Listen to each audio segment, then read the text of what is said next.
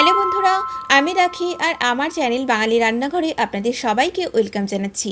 আজকে আমি আপনাদের সাথে ভীষণই সুস্বাদু পুরোপুরি নিরামিষ একটি ডালের রেসিপি শেয়ার করছি। এটা আপনারা গরম গরম ভাতের সাথে পরিবেশন করবেন। আশা করি আপনাদের আজকের রেসিপিটা খুব পছন্দ হবে। চলুন আজকের রেসিপিটা আমরা দেখে নিই। আমাদের আজকের এই মটর ডালের রেসিপিটা বানানোর জন্য এখানে আমি নিয়ে নিয়েছি প্রায় 200 গ্রাম মটরের ডাল। ডালটাকে আমি প্রথমে ভালো করে ধুয়ে নেব। আর এখানে আমার কিছু সবজি রয়েছে 100 গ্রাম সজনে ডাঁটা। ডাঁটাটা লম্বা লম্বা করে কাটা রয়েছে, খোসাটা ভালোভাবে ছাড়িয়ে। আর এখানে রয়েছে কিছুটা পরিমাণ লাউ। লাউটাকে এরকম একটু বড় সাইজ ডুমো করে কাটা আছে। রয়েছে দুটো মিডিয়াম সাইজের উচ্ছে গোল গোল করে কাটা, আপনারা করলা দিয়েও করতে পারেন। এখন আমি প্রথমেই এই মটর ডালটাকে বেশ কয়েকবার জল পাল্টিয়ে খুব ভালো করে ধুয়ে নিচ্ছি। ডালটাকে আমি খুব ভালো করে ধুয়ে নিয়েছি আর ডালটাকে আমি প্রেসার কুকারে সেদ্ধ করে নিচ্ছি। দিয়ে দিচ্ছি এর মধ্যে অল্প পরিমাণে জল। পরে ডালটা পাতলা করার জন্য আরেকটু জল আমি রান্না করার সময় অ্যাড করে নেব। আর এর মধ্যে আমি দিয়ে দিলাম স্বাদ মতো 1 চা চামচ মতো লবণ, দিয়ে দিচ্ছি 1/2 চা চামচ হলুদ গুঁড়ো।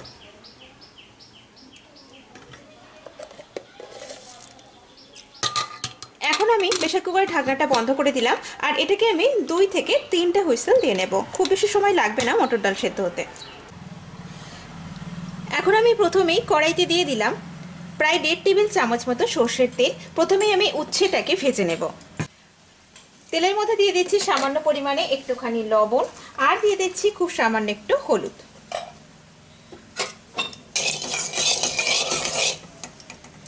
এখন আমি তেলের মধ্যে উচ্ছেগুলোকে দিয়ে দিলাম। উচ্ছেগুলোকে একটু হালকা বাদামি রং করে ভেজে নেব।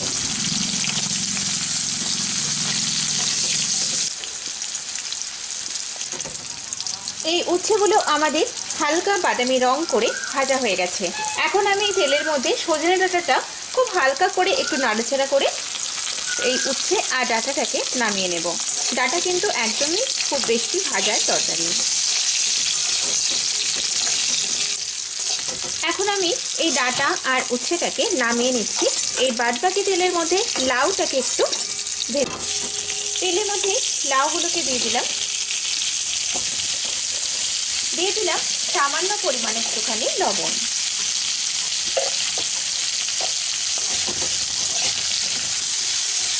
প্রায় 2 থেকে 3 মিনিট লাউটাকেও তেলের মধ্যে নেড়ে নেওয়ার পরে এর মধ্যে আমি সেদ্ধ করে রাখা ডালটা দিয়ে দিচ্ছি।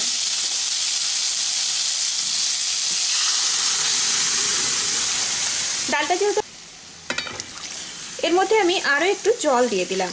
তবে এই ডালটা কিন্তু একদম বেশি পাতলা হবে না, মিডিয়াম হবে। খুব বেশি ঘনও হবে না, খুব বেশি পাতলাও হবে না, মিডিয়াম তৈরি হবে। এখন এই ডালের মধ্যে লাউটা সেদ্ধ হওয়ার জন্য এটাকে আমি 3 থেকে 4 মিনিটের জন্য একটু ঢেকে দিলাম। আমি বাদবাকি সবজিগুলো এর মধ্যে দিয়ে দিচ্ছি। এখন এটাকে আমি 3 থেকে 4 মিনিটের জন্য ঢেকে দিলাম।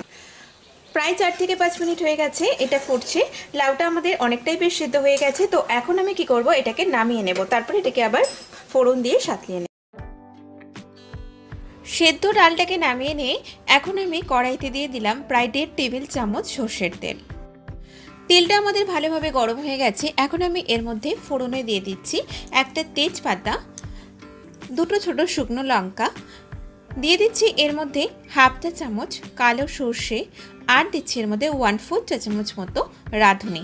এখন এই ফোড়নটাকে কয়েক সেকেন্ড ফ্রাই করে নিচ্ছি। ফোড়নটা ফ্রাই হয়ে গেছে। এখন আমি এর মধ্যে দিয়ে দিচ্ছি 1/2 চা চামচ গ্রেট করা আদা।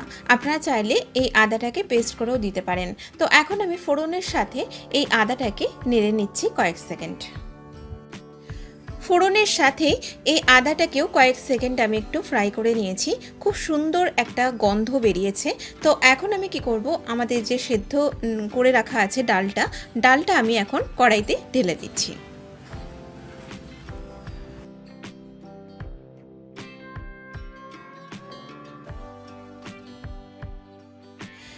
এখন আমি এই ডালের মধ্যে আরেকটু পরিমাণে স্বাদ মতো লবণ দিয়ে দিলাম আর দিয়ে দিচ্ছি এর মধ্যে 1 চা চামচ চিনি।